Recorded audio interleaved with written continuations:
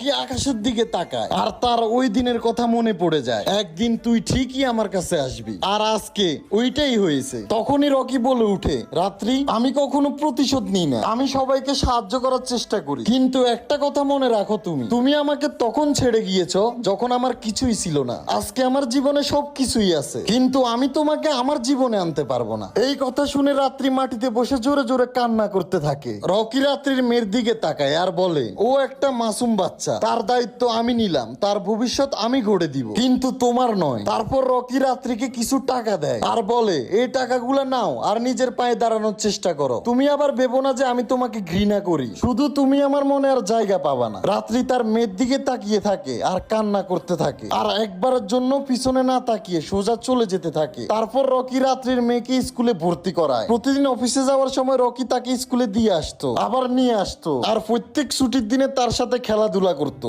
আর সব সময় তাকে বলতো, বাবা মনে রেখো, প্রকৃত মানুষ তারাই হয় যারা পড়ে যাওয়া মানুষকে টেনে তুলে নেয়, আর তোমার মনের দরজা ওই জায়গায় খুলবে যেখানে তোমার ইজ্জত বেঁচে থাকবে।